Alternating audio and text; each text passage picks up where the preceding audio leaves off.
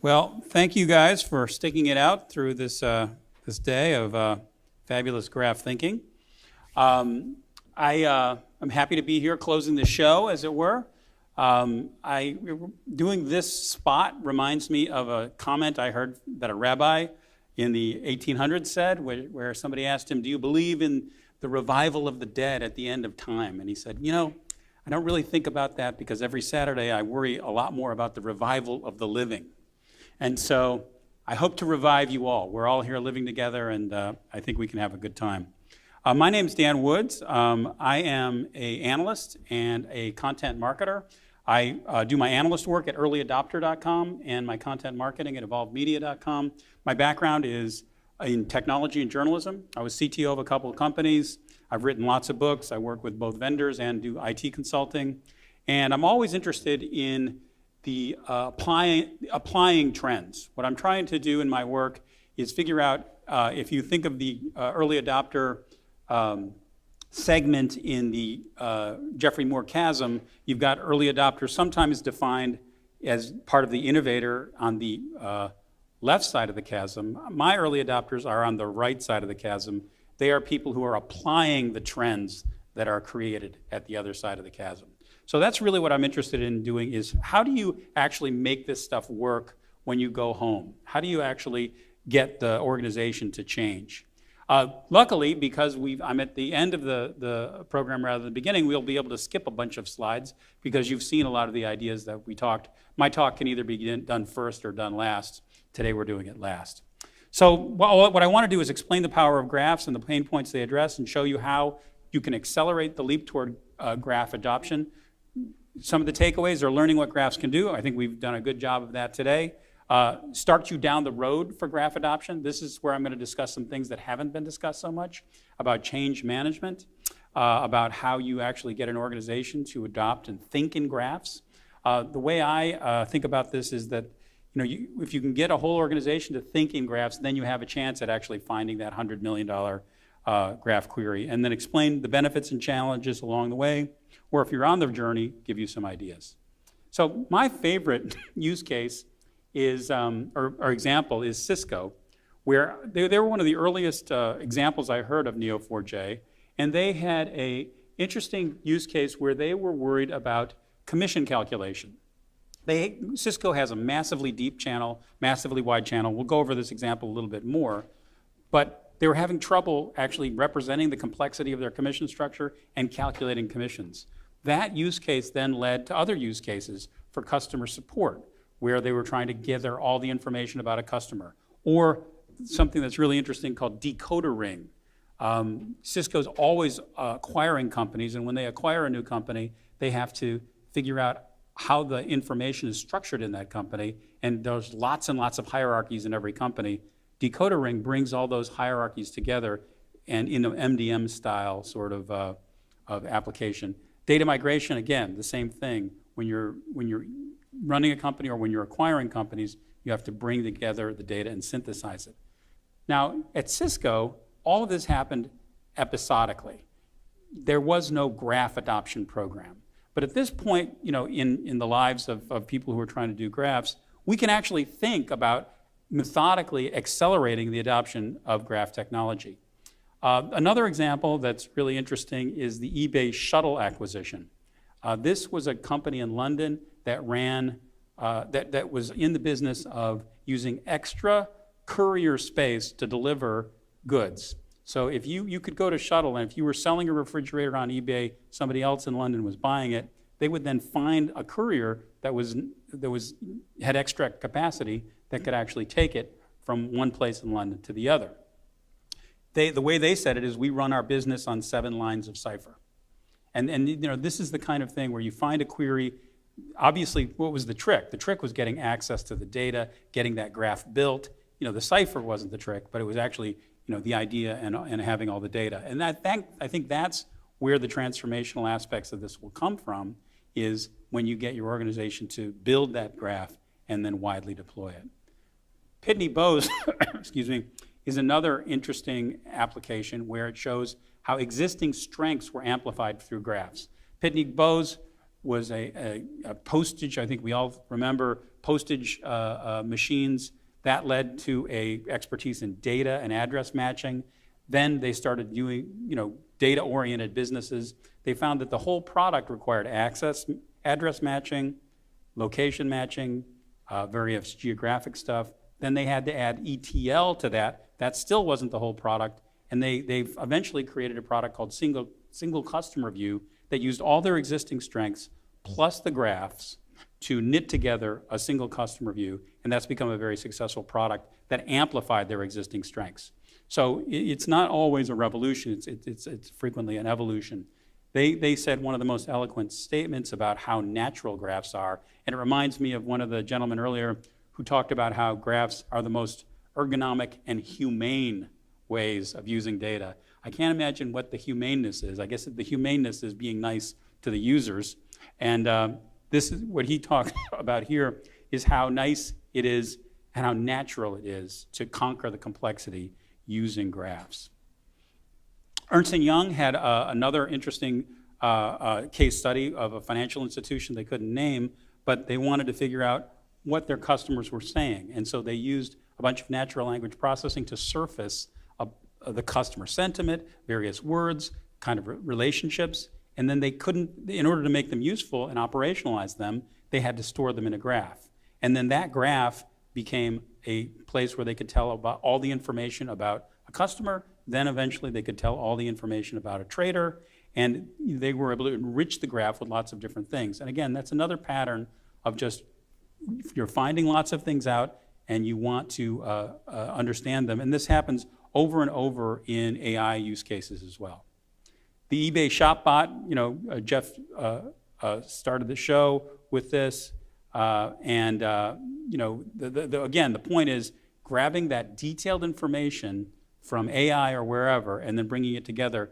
The interesting thing about this use case is you are traversing that graph and building a new graph at the same time. You're building a new graph of what you know about the user, but then you're traversing these incredibly complex graphs that you have with all the help you can get. And that pattern is going to be repeated over and over. So what I think I want to get across is that, we all know by now that graphs are about relationships, that the nodes and the relationships have metadata, and that they're very friendly to sparse data.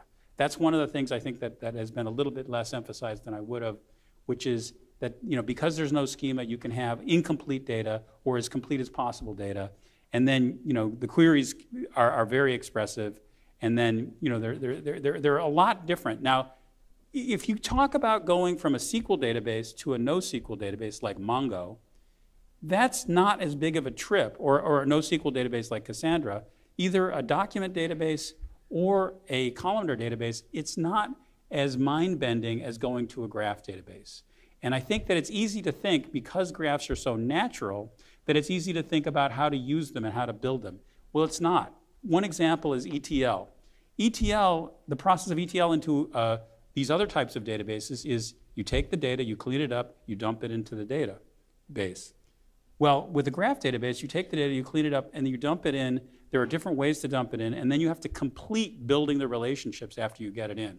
This is a lot different. And then once you have the data in, all of this AI, all of the fancy stuff that the Excel guys talked about, you're enhancing those relationships and finding more things about and building the graph once it gets in. You hardly ever do that with these other types of databases. And then, of course, they're hugely powerful. We've gone over this. I can move on. Now, the pain points that lead to graphs are answering questions that you, in time to matter, understanding what's happening and supporting new types of analysis and applications. And that's where I think you can start your journey of looking for graphs. What are the problems that are where I can't get the information, I can't get the answer? What questions would I like to answer? One of the ways I think that you can surface these questions is to play something I call the question game, where you ask each department what questions would, if you could answer them, would be worth the most money. How much would you pay for an answer for this question? What's the time frame that you would need to have that question?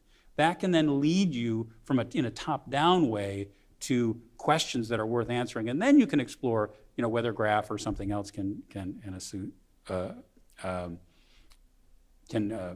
solve them. Now, of course, the pain relief we get is answering difficult questions and bringing more people in to the process and lowering what I call the curiosity tax, which is the more convenient you can make this, anything, the easier it's going to be.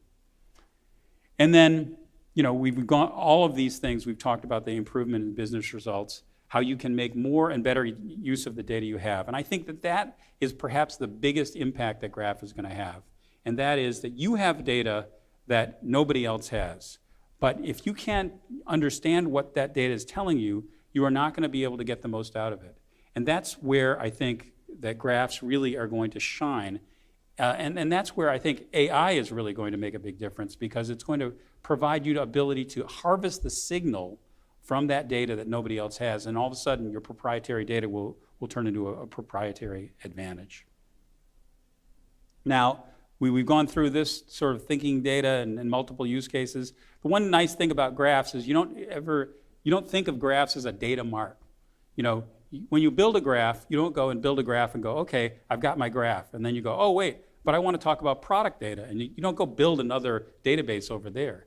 You actually add to the graph. Oh, I'll build my product data. Oh, now I want to build, some other types of data, whether it's, customer graph, product graph, like supply graph. You don't go, oh, I'm going to go build now a supply, data mart. No, you just build it all in the same graph and you extend it. And that's the way that you drive multiple use cases. And it's far different than the paradigm. This is another way that people think differently. Now, this is a great question. How are you going to find the $100 million graph query? Well, it's not going to be found by you.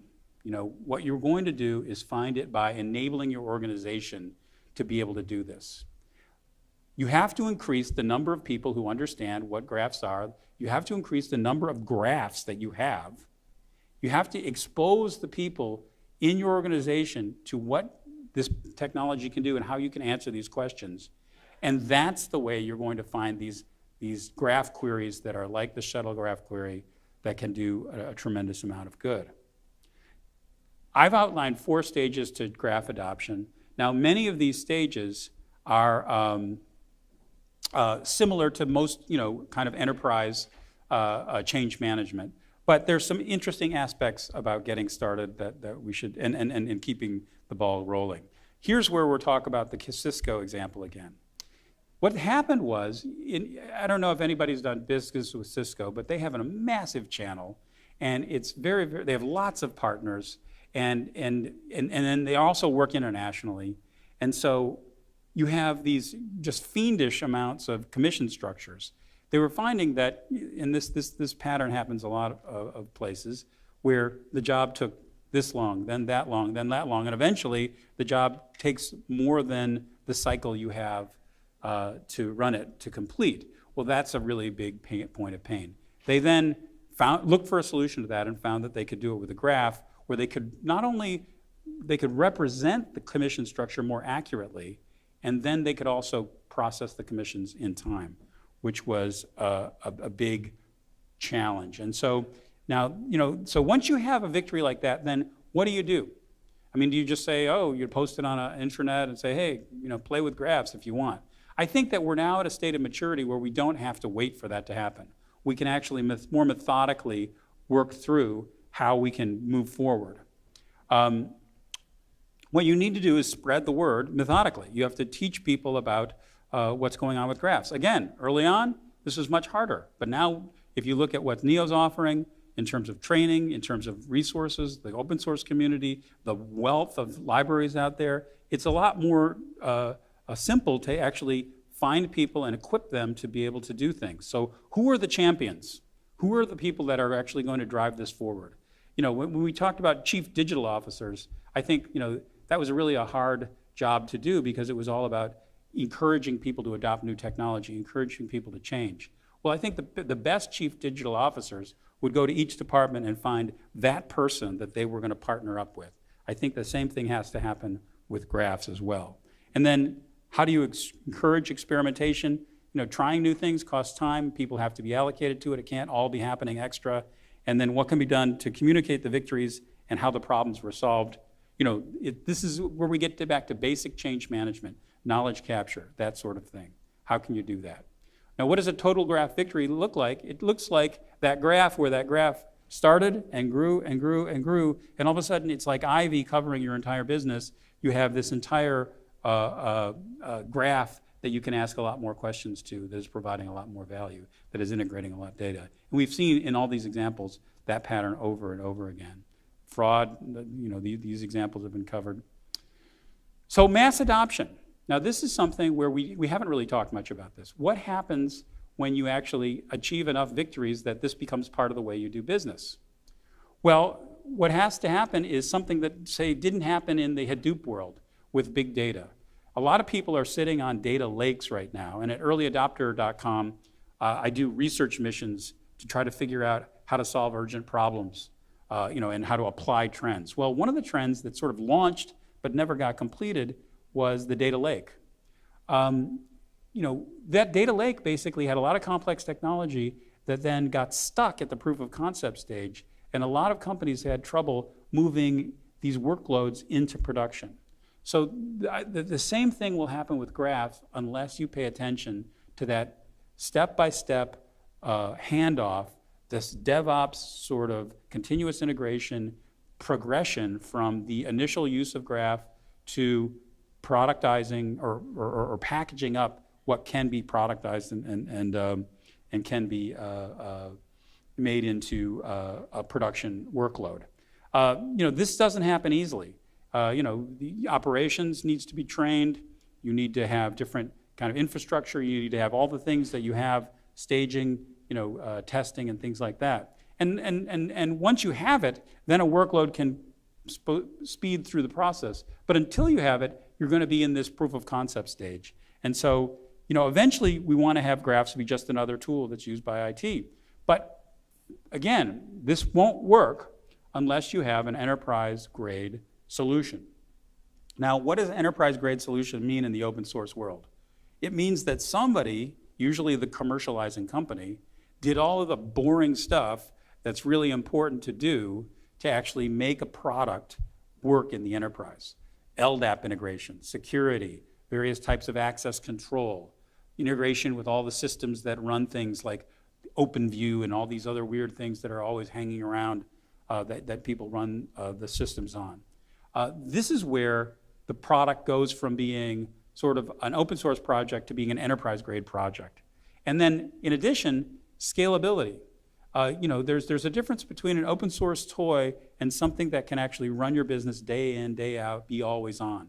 The level of engineering quality between open source projects is tremendously, it varies tremendously much. And so for an enterprise database to be for a GraphDB to be enterprise class, it has to do all those things. It was really telling that Neo is not afraid to make the claim that it can run OLAP workloads, because OLAP workloads put tremendous stress on a database. So why don't we have a lot of databases that are both OLTP and OLAP? Because if you start doing OLAP workloads on an OLTP database, it usually brings it to its knees, and the OLTP workloads are much slower than they need to be. Well, the idea here is that Neo's confident enough to say, look, bring it on, do your OLAP workloads on our OLTP database. Now, the other thing that I was really happy that GraphAware spoke, because most of us are not in the business of creating our own stack.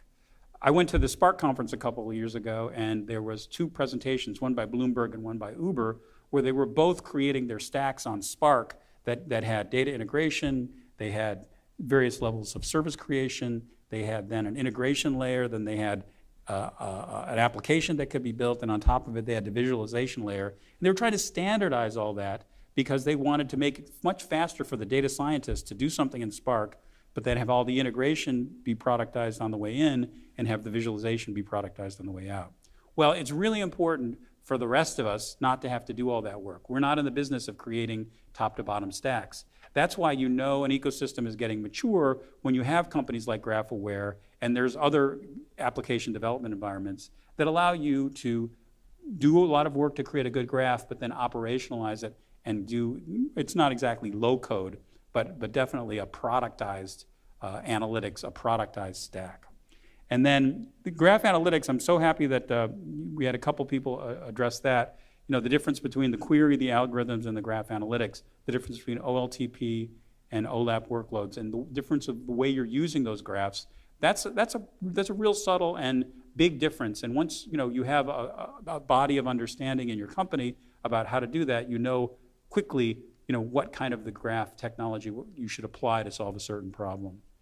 And then there's all sorts of new graph technology arriving at every level, and the graph is becoming very, very important for operationalizing the results that come from AI.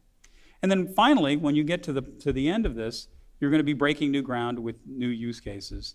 My favorite use case is the IoT that we'll talk about, or has been talked about, but you're going to be supercharging existing apps.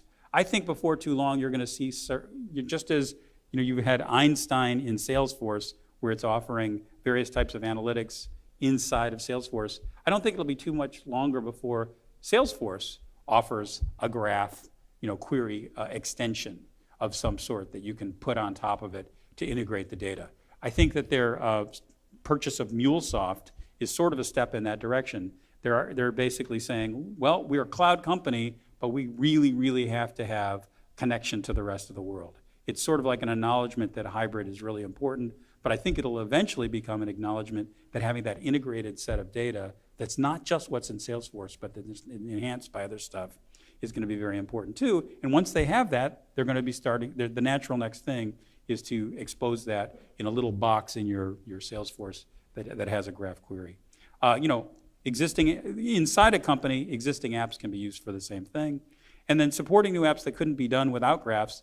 These are just greenfield apps that you could build in GraphAware or build in other environments or build yourself. And then finally, once you start doing, once you start grabbing a lot of signals, using AI and machine learning to surface signals, how are you going to use those signals? How are you going to bring those signals together into a high definition model of your business? That's what graphs are going to help you do. And that's, I think, the highest level of maturity of graph adoption. Now, my favorite, thing I've been writing quite a bit about is the IoT, and the IoTs is going to be an area where you're going to have perhaps the highest level that I've imagined yet of graph implementations, where the graphs are sort of alive, reacting to each other. The automation of the signals coming in from a variety of sensors going to react to each other, and you're going to have a real profound example of where the data is driving the business, and new signals that come in actually drive a lot of action. So that's what I wanted to cover. I'm happy that I'm closing the show, and we have now can do drinks. Are we going to do a question or two, or just declare victory? Declare victory? Yeah. Victory!